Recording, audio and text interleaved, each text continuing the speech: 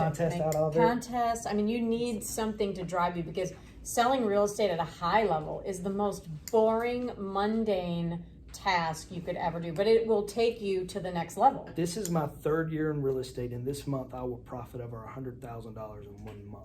Woohoo! You know what I mean? Bam. And You hear that, guys? 100,000 in 1 month. and that's amazing, and that's great.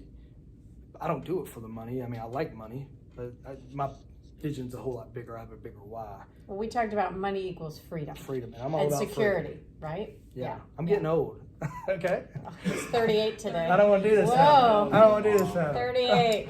I don't want to do this now. Yeah, happy birthday. But you know, real estate is amazing because what you put in is what you're really going to get out. You can't do that anywhere else. It's so empowering to be your own boss. You make your schedule. If you want to take a week off, take a week off. If you do what you need to do throughout the year, you're not going to feel guilty doing those things. That's amazing. You don't have to ask permission. Hey, I want to go see my mom today. I don't have to ask. We'll have to ask those guys if I could go. But you know, it really is. Entrepreneurship is the American dream, right? Like, and real estate is the cheapest way to own a business and make the most profit. Now, you can spend an arm and a leg and chase every shiny ball, but that's because you just don't want to put the work in, so you think there's an easier way. So I'm just going to spend this money, and it's just going to fall in my lap. Buy leads and do all those things. And think about it, if he's making $100,000 in profit, in my opinion, you deserve to make that because you put in the work. Right. So I know there's a lot of us that didn't do the work that you did 30, 60 days prior. And so we don't deserve to make $100,000 because you put in, and the team puts in the blood, sweat, and tears. Therefore, they're going to get the reward. And some people would say, oh, he's just so lucky. The outsiders looking in, how does he do it? Oh, he's so lucky. And then when you tell people how to do it, like, we're telling everybody how we did it. Why isn't everybody going and doing it? They just won't.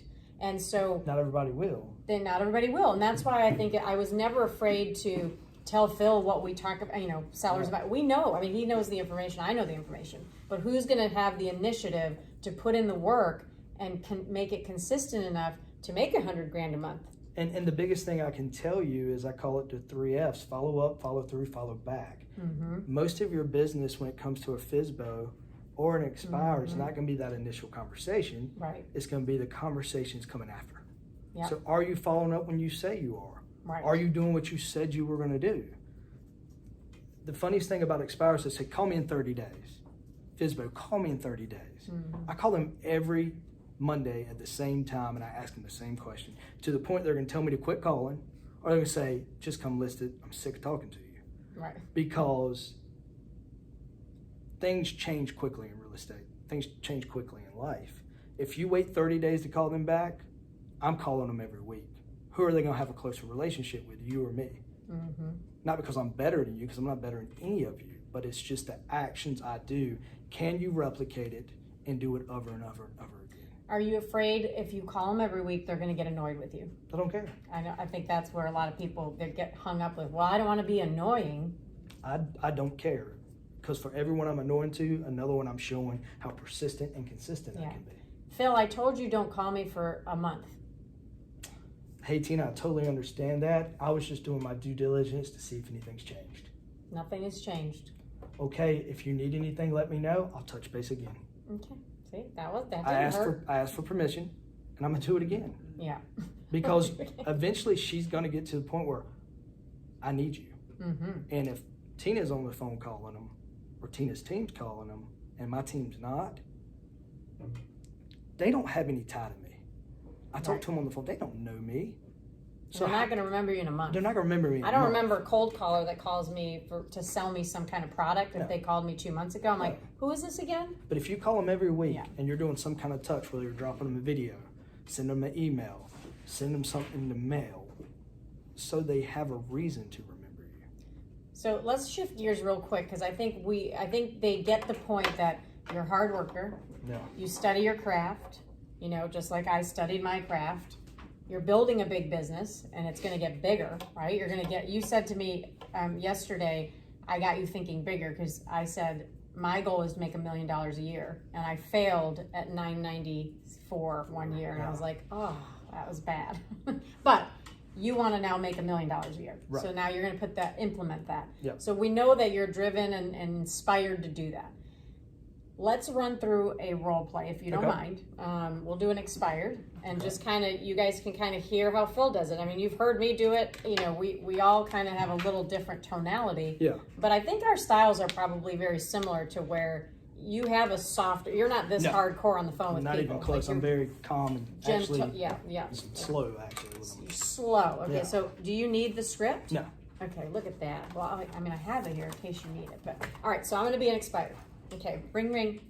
Hey, I'm looking for Tina.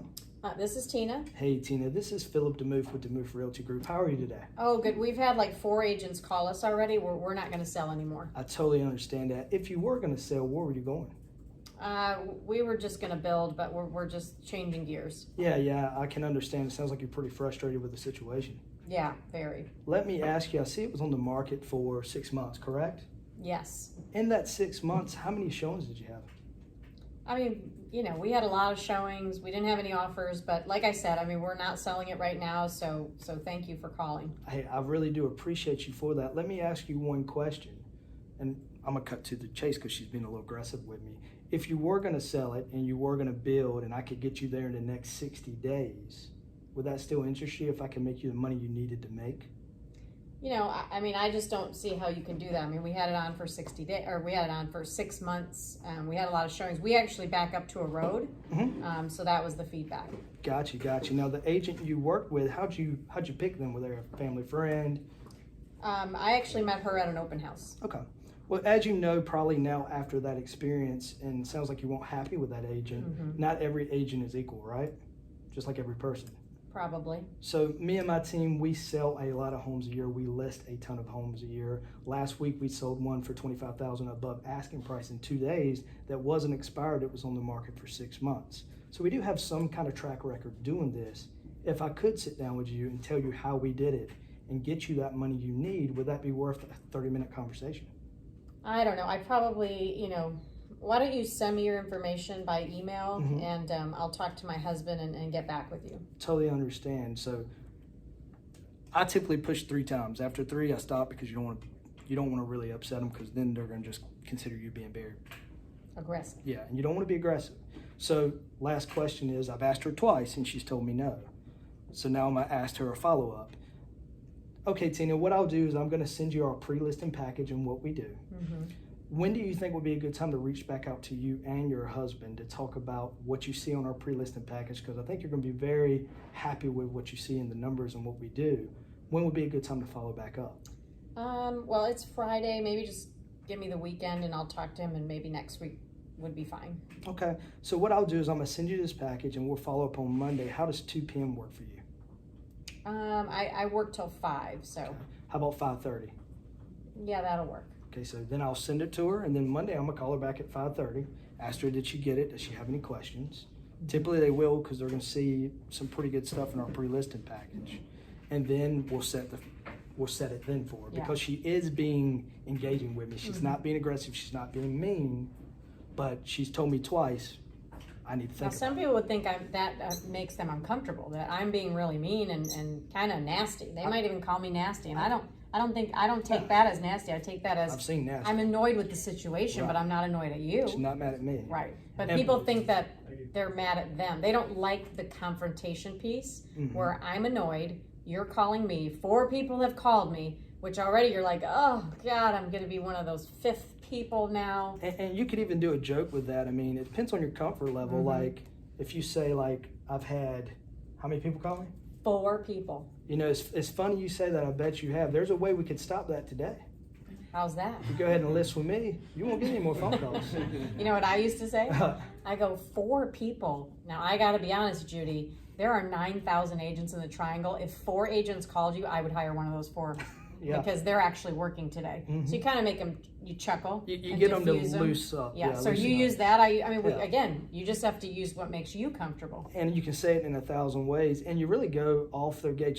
She's somewhat interested because she's talking to me. Otherwise, she would have hung up. Right. Depends on how you want to do it. Me, that's just a good follow-up, because I'm not going to be that aggressive with her, because she still doesn't know me. Right. So I'm going to send her a pre-listing package. I'm going to send her a video so she sees my face. And then on Monday when I call her back, I'm gonna say, hey, what questions did you have?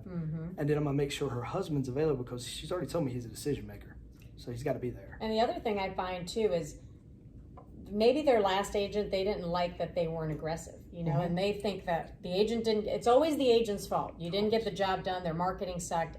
Part of like him engaging me and keep pushing back, the seller kind of likes that because they're like, man, this guy, he's not lazy. He's not lazy, and he's being consistent, he's being aggressive. And when they fail in getting their home sold, they need an aggressive agent. Most of them want an aggressive agent. When I say, what's important to you this time about hiring your next agent? Well, I want somebody more aggressive. And then kind of like you said too, like she says, we want to build. Well, hey, why is building important to you? Why are you, it sounds like you're upgrading. You could go deeper. Well, depends on how she is. Like she's already told me she kind of wants to get off phone. But if she wasn't, if she was a little bit, sometimes they want to talk, especially if it's been 6 months. You know, because now they're starting to think again. The market's heating back up. And so 6 months is a different conversation than if it's day one. They're still very burned. Very mad. So like 6 months in, I'd say, so what are you know? Why are you building a home? She'd say, well, we're having a child. Or, well, you know, if I could help, because then I'm figuring out the emotional tie to it. Well, if I could help you have that home before you had those babies, how would that make you feel? You know, like there's so many ways to play it, but the main thing is just to have those conversations. Sometimes you're going to get an appointment.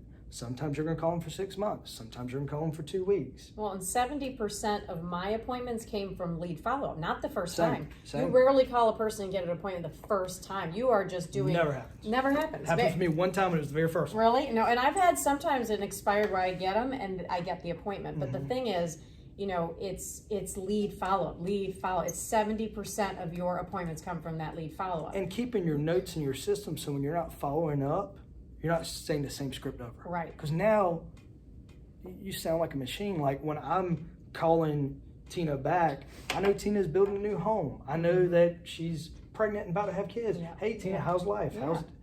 You're building rapport for that next conversation. Building trust. You're earning the business. That's the thing. And I would even sometimes compliment them on their homes. Go, gosh, Phil. Can't believe it didn't sell. I can't believe this. I mean, I'm confused. I mean, you're in a beautiful neighborhood. You have a gorgeous home. Why even sell a home like that?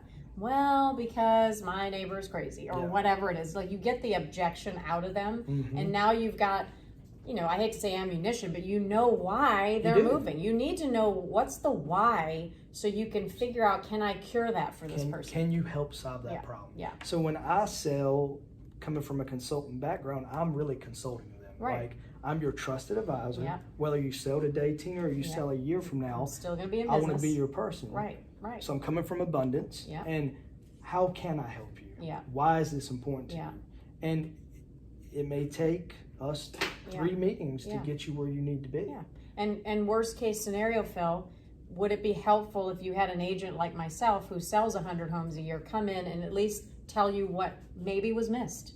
Maybe, and then not trying to sell you anything. In 6 months when you're ready, you know, you kind of take it away. In 6 months when you're ready, at least you met somebody who is successful that can give you that guidance. It's all about the relationship you build. The mindset is different from the conversation. The mindset is you're a calling machine. You're going to get the leads. You're going to get in front of people. When you get in front of people, you have to slow down. Make it about them. Well, it really is all about them, right? I mean, otherwise we wouldn't have a job. But a lot of agents make it about them getting an appointment, and they're so focused on them. I got to get this appointment. It's like, no, build the rapport. The appointment will come, but don't figure out what to say at that moment. I mean, just, you know, you have to learn your script so you know when how to get there. When I'm there, I'm not talking about me and what I do and how amazing I am and great. They don't care about that. We've already had that discussion. They've seen my pre-listing package. They know. That's why when I call them, say, do you have any questions? And then I qualify them again. Hey, I'm going to see you tomorrow at 2 p.m. When I come out, if you like what I have to say and everything sounds good, are you going to be ready to put your home on the market and get it sold? No, I'm probably not. So you already know when you get out there that you may not be signing paper. Would you still go? All day. What would you ask? Same questions again. I would say, hey, Tina, thank you again for your time today. While we're here, I want to look at your beautiful home. Tell me what you know about it. Tell me what happened with your last agent. I'm not talking about me. Tell me what happened with your last agent. Why do you think it didn't sell? If it did sell, where are you going to go? You're just re-qualifying again. The pre-listing package, they already have that info. It's not about me. It's about when I'm there, how much knowledge can I get? How much can I get from you to help you? Right. If I'm telling you all about me, I'm not getting anything. And most agents come there with this big presentation of, this is what we're going to do. We have drone photography and we have twilight photos and we're going to... If they ask, that's great. Yeah. Because they're engaged. But the point of the conversation is to come back with knowledge. Right. To help them sell, whether it's now or 6 months. Right. And some people, if they're like me, a type A, I don't have a lot of free time. When you come in, I want you to tell me exactly what you're going to do and how you're going to do it. Yeah. That's all I want to know. Yeah. Well, you're bottom line oriented. Yeah. And that's what I want to know. So a lot of people, my wife is complete different. She's going to come in, she's going to give you cookies. Do you like puppies?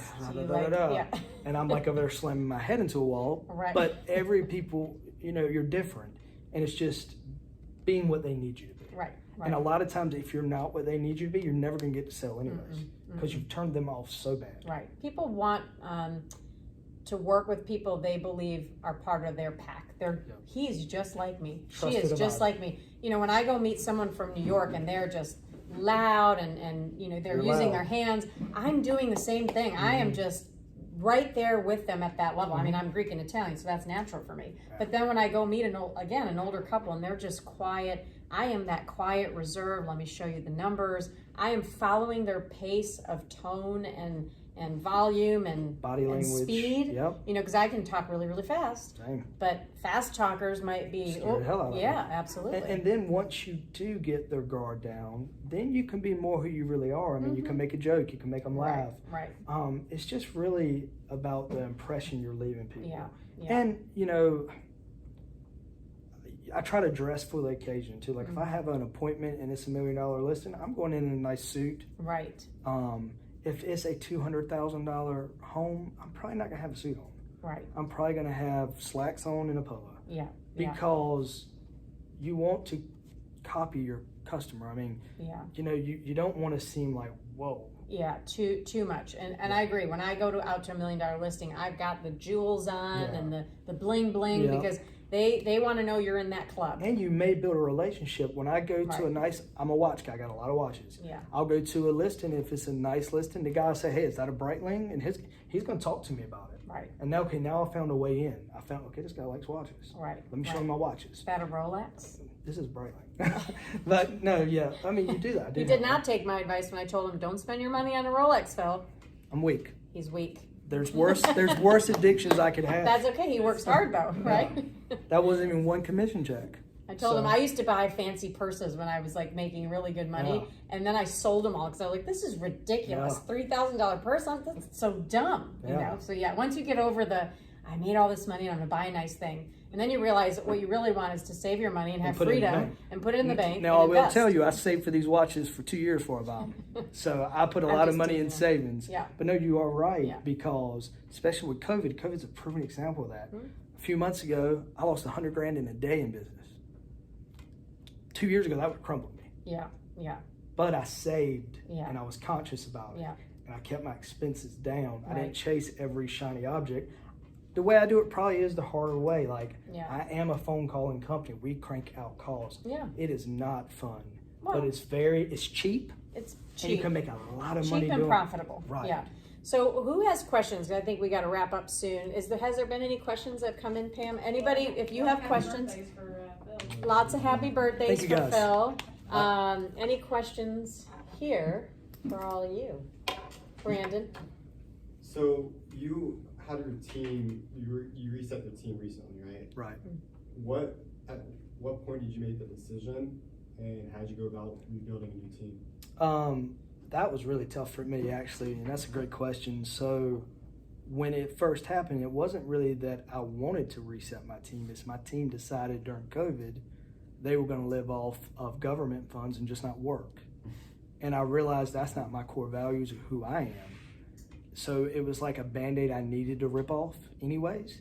So they made that decision very easy for me. The issue for me was sitting talking to Tina. I said, I'm not going to make a team again.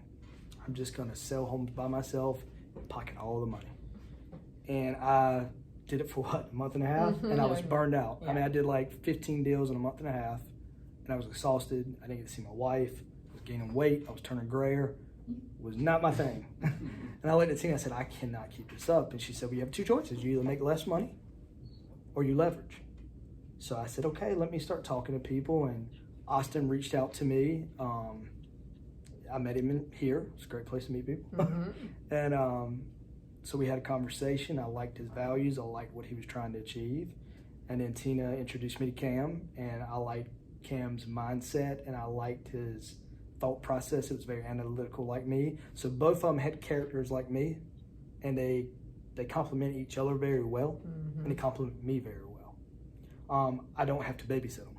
I coach them a lot because I really enjoy coaching and helping other people, because I want to make other people as successful as I am. That's my fulfillment. Like, if I can make you better than me and make you where you're living the lifestyle you want to live, whether it's $1 million a year or $100,000 a year, you're going to have a certain respect for me as I am for you. So it's really about finding the right people to fit now our team, because it's not just about me now, it's about us, and making sure when I hire people, they fit those two guys. They got to be comfortable. So it's really, I really treat them like partners. They're more like, they're not employees, they're my partners. When I'm on the phone with people, I say my partner Austin, my partner Cam. I don't say my buyer agents, because they're my partners. They help me run the business, and as it grows, there'll be other potential opportunities for them to grow with it, depending on what they want to do. So it's really about how can I get life back for myself, leverage, but also have the time and energy to give them what they need. If I try to do it myself, I'd never be able to help them. So, it depends on what you really want to achieve. You'll always do better with a team. Yeah. I mean, not financially. I'm just saying in life. Like, I could never have gotten to where I got without leverage. Admin, my husband. There is no one-man show. You're never going to get there. And you won't do it properly if you do. I mean, you're going to have terrible reviews. Right. And then team, I think the other thing is it's the camaraderie, right? So it's nice to come in and feel like you're part of something and you can cheer each other on, and it's kind of lonely to be alone sometimes. And you felt that way too, because I'm a people person. Right. I love people. Like, I will talk to you for days about anything you want to talk about. Yeah. I actually don't really like talking about myself. I really know about you, but that's not why I'm up here. So when it's about me, it's just more about you. But really, I just enjoy it. I enjoy other people's walks of life, what they've been through. And that's why I think I'm really good at sales, because I really just... You're engaging. And I'm intrigued with other people. Like, everybody has a journey. Right. And we never know what people have gone through by the way they look or act. I mean, you don't know why people tick the way they tick. Right. Until you That's what really interests me in people. Like when I try to find out what motivates my guys, it's not about how much money you want to make. It's like, what are you trying to achieve in life? What do you want? I want a car, I want a house, I want to get married, I want this. The money's just a vessel to get you. You just had to make sure Cam stayed here and didn't go back to Michigan. I know, man. That's what I was like. I told him no Michigan. You will be in good hands. No Michigan. That's right. Kick him in the butt and make him do it. Any other questions while we're... Anybody? Yeah, for your team, what's the daily and weekly goals as far as calls made, appointments set, and... Great. So our goal is, and it doesn't always work. I mean, life happens, okay? But they still have to hit their goal, okay? So I'm not as tough on hours with them as I would like to be. I like to be 8 o'clock in the morning, 12 o'clock, you're on the phone, period. That's not realistic. Yeah. Right. My goal is they have to have a certain amount of conversations a week, and they're both starting off, so it's not as high as it's going to be. Right now, I'm very simple with them. 10 good conversations every day. 10 good conversations every day. That's all I'm asking for from them. And the goal is for them to set me 2 appointments a week right now. They're on a 30-day, 60-day, 90-day, basically incubator program. And by the time they get to 90 days, it's going to be 25 contacts a day and an appointment a day. And those contacts, that's calling, or that can be any sort of touch? Calling. That's even if somebody answers and hangs up on you. If there's a human contact, it's one. Gotcha. Yeah. And the conversation is, right now I kind of push them a little harder. I'm like, I want you to have 10 conversations. Right. That's why I don't say 25. Because honestly, if you have 25 contacts, you're probably going to get 12 conversations. Yeah. So it's really the same. Right. You're gonna get where the home sold. Hi. It already sold. It closed. Well, that's one, but it's not a conversation. It's Right. somebody. You're just like, there's more back and forth. Right. Yeah, I just want them to have a good conversation, because then when I coach them, we can analyze the call. Right. Like, what happened? What did you say? When did you say it? What should you have said? And it's not because I'm trying to beat them up. I'm trying to help them think and get to understand it. And it really does come with scripts, because until you can really sit there and not have to think about what you're saying, you're not going to be the best at it because you can't listen to what they're telling me. Right, because you're worried about what to say. Worried about what to say. And that's the worst, because at the end of the day, you're just trying to have a good conversation. But the quicker you understand why you're asking this, whether you say it word for word, you make it your own, you flip it, twist it, turn it, the main thing is you're getting the most important things out of that conversation. Timeline, motivation, things like that is what you want to know. Because if there's no motivation, So, yeah. why are you doing Yeah, it? waste Right. your time. And if the timeline is 2 years ago, you don't need to go meet them every week. You Because know? you're gonna have some sellers that list their home just to test the market. Yep. I just was testing the market. Well, I'm not testing You're not testing on my data. yeah, like we're not doing that. And so and then I would before go out, I'm like, I'm just gonna go convince them. No, you're not. You can't, you're not gonna convince them. And, So and you know me, I'm very analytical, so I can tell you my return of investment on every lead I spend. And I believe you have to spend 6 to 9 months worth of money to see how it's really going to work out. mm-hmm. And then also, I watch every dime where it goes and goes out. I have finance meeting every week. I know where my money's coming, where it's going, how much I'm making, what I'm spending, because I'm truly not in the market to list homes. I'm in the market to sell them. I don't want a ton of days on market. That's something I'm trying to get over, because with some of these bigger listings, they may sit longer. But I've recently just started dibbling in that pool. They do sit a little longer. But my average days on market at one time before I got some of these bigger listings was about 5 or 6 days. Which is great. That's a great days on market. It was a great story to tell, and I still tell it if it's in that Mm-hmm. price point. Yeah, But because I'm not. he said to me one time, well, I call the FSBOs that are under this price Yeah, point. she's like, and I'm "Yeah, like, stop." why? I said, the ones that fail to sell are the ones in the higher price point. Yeah. Those are the ones you can go get. And I had a mental block. Mm-hmm. And I was kind of like you guys are. Like, I'm human too. I mean, I make a lot of mistakes. I'm not great at this. I'm just persistent at it. Mm-hmm. There's people who probably going to be a lot better than me. It's just I daily do what it takes, and if it doesn't happen, I stay till I get it done. I don't make an excuse. If my thing is we got to have as a team 150 calls a week, if we don't have them, we're going to get them done before we leave for that week. It's just it's very simple. It's just being Hard to do. consistent. And what I always tell people too, like you might look at Phil and go, man, he's just hardcore. My results were different than Phil. I could get on the phone in 10, 12 contacts. I always had, actually sometimes less. I always had an appointment very quickly. And it may just be our tonality and that I'm a female versus a male on the other end. There's just so many different factors. But the thing is, most really good salespeople have ADD. And I know my best salespeople, if I actually got them to focus for 2 hours a day, every day, they'd be running this company. I'll tell you what I do, and it's very simple. I put an app on my phone. It's called Focus, Stay Focused or something like that. And I do 50 minutes of phone calls, and I take a 10-minute break. 10-minute mindset break. And then I do 50 minutes, a 10-minute break. 50 minutes, 10-minute break. I do a lot more than most people. Most people You do 5 hours. I do about 5 hours when I had time. These guys keep me real busy now, so my life's changed a little. But before they came in my life, I was doing 5 hours of lead gen a day where I was on the phone. My wife could text me. She could tell me the house was burning down.